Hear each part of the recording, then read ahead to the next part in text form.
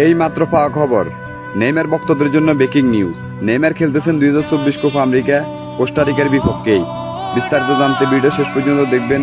যারা নেইমারকে মনে প্রাণে ভালোবেসে হৃদয়টা উজাড় করে দিয়েছে, তারাই যখন শুনতে পেয়েছে নেইমার খেলবে না 24 কোপা আমেরিকা, তখনই তাদের মনটা ভেঙে ছুঁড়ে খান খান হয়ে গেছে। হাজারো স্বপ্ন ধূলিসাৎ হয়ে গেছে। তাদের জন্যই খুশির সংবাদ। এই ভিডিওটা শুধু তাদের জন্য। নেইমার যে মাঠে আসতেছে সেটা জানার জন্য ভিডিওটা ধৈর্য সহকারে শেষ পর্যন্ত দেখবেন।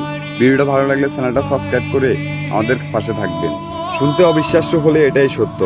ফুটবলের এক দুঃখী রাজপুত্র, ফুটবলের সুপারস্টার প্রিন্স নেইমার 2024 কোপা আমেরিকায় ব্রাজিল তাদের প্রথম ম্যাচ খেলবে কোস্টারিকার বিপক্ষে 25শে জুন।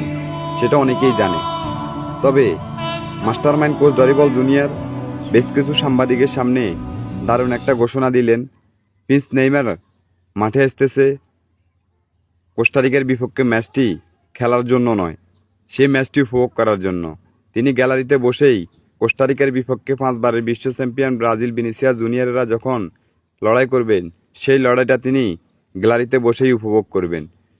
কোপা আমেরিকার দ্বিতীয় ম্যাচ ব্রাজিল লড়াই করবেন ফেরাগুয়ের বিপক্ষে। সেই ম্যাচও ব্রাজিলের সুপারস্টার প্রিন্স নেইমার ফুটবলের এই দুঃখী রাজপুত্র আন্ডিক ফিলিপেদের খেলা দেখবে গ্যালারিতে বসে।